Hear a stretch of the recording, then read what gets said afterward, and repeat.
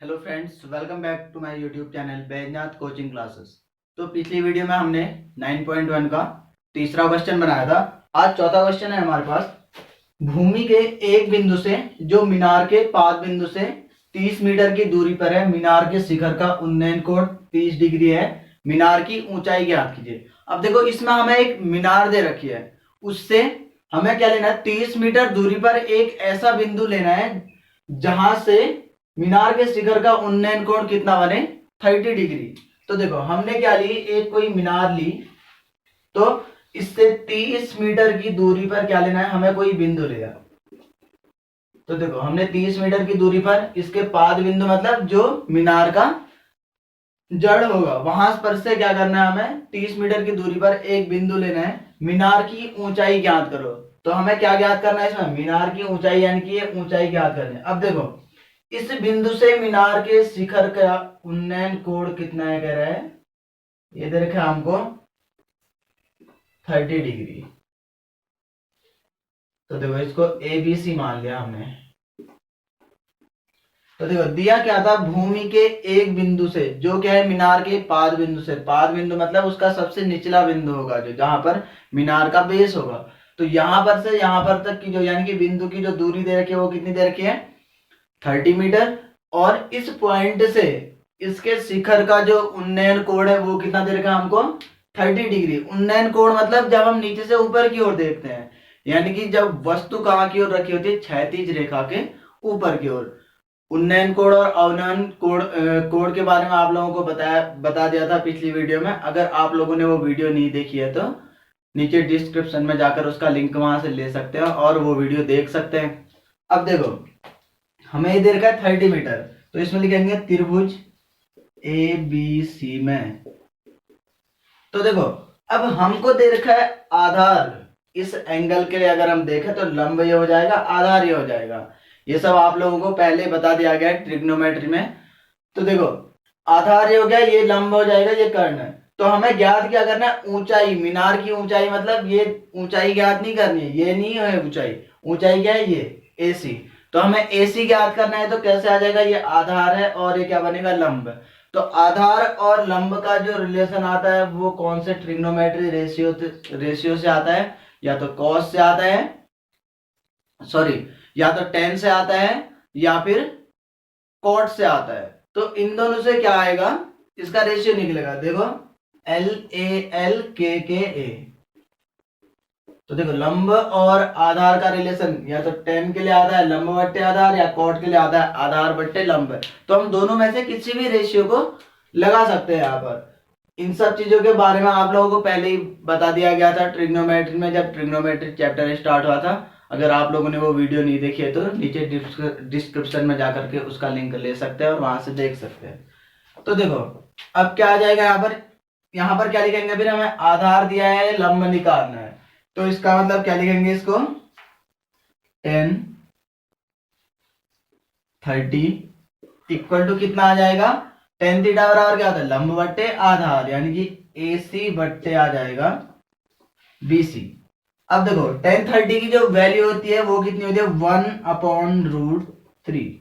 ये टेन 30 की वैल्यू होती है, और AC हमको ज्ञात करना है और BC का मान दे रखा है 30। तो देखो, अब क्या करेंगे, यहाँ पर क्रॉस मल्टीप्लाई कर देंगे, इसको यहाँ पे ही देंगे तो कितना आ जाएगा, AC बराबर 30/√3। अब देखो, इस 30 को क्या लिख सकते हैं, या तो हम क्या कहेंगे, यहाँ पर हर का परमेयीकरण कर सकते हैं। देखो, तो हम क्या लिखेंगे इसको, 30/30 इंटू √30/√3 इंटू √3 अपॉन क्या लिखेंगे यहाँ पर, √3। देखो, हर का परमेयीकरण करना है तो हम क्या करते हैं, इससे अंश और हर में मल्टीप्लाई भी करते हैं। तो देखो, ये कितना आ जाएगा, 30√3 अपॉन कितना आ जाएगा, देखो इस √3 से √3 अगर मल्टीप्लाई हो जाएगा तो कितना आएगा, 3 से 30 कट जाएगा 10 बार, तो कितना आ जाएगा, 10√3। तो इसका मतलब जो यहाँ से AC की जो ऊंचाई, यानी कि मीनार की जो ऊंचाई है वो कितनी आ रही है, 10√3। तो ये क्या आ गया हमारा फाइनल आंसर। तो यानी कि जो मीनार की ऊंचाई है वो कितनी है, 10√3। फ्रेंड्स बढ़ते हैं अगले क्वेश्चन की तरफ। भूमि से 60 मीटर की ऊंचाई पर एक पतंग उड़ रही है। पतंग में लगी डोर को अस्थायी रूप से भूमि के एक बिंदु से बांध दिया गया है। भूमि के साथ डोरी का झुकाव 60 डिग्री है, यह मान करके डोरी में कोई ढील नहीं है। डोरी की लंबाई ज्ञात कीजिए।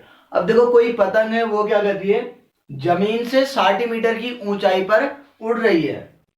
अब देखो पतंग जब उड़ती है तो एकदम सीधे, यानी कि क्या कहते हैं, सीधे तो उड़ेगी नहीं ऊपर की ओर, यानी कि कुछ क्या करेगी, तिरछे से ही उड़ेगी। तो इसका मतलब वो जमीन के साथ कितने डिग्री का एंगल पे उड़ रही है, कह रहे हैं 60 डिग्री, 90 एंगल पे नहीं उड़ेगी पतंग। तो इसमें दे रखा है कि जमीन के साथ डोरी का जो झुकाव है वो कितना है, 60 डिग्री। तो मान लिया हमने ये कोई जमीन है, तो देखो यहां पर से इसके साथ जो अगर पतंग कोई 60 डिग्री पे उड़ रही है, तो देखो यहां पर को कोई पतंग अगर उड़ रही है तो जमीन के साथ कितने का एंगल बना रही है, वो 60 डिग्री का एंगल बना रही है। यह मान कर कि डोरी में कोई ढील नहीं है। डोरी की हमें क्या ज्ञात करनी है, लंबाई, यानी कि ये लंबाई हमको ज्ञात करनी है। और कितनी ऊंचाई पर उड़ रही है, यानी कि जमीन से, ये जमीन है इससे कितने ऊंचाई पर उड़ रही है, 60 मीटर की ऊंचाई पर। तो देखो हमें दिया क्या है, अगर इस एंगल के लिए अगर हम देखें तो इसका मतलब हमको क्या दे रखा है,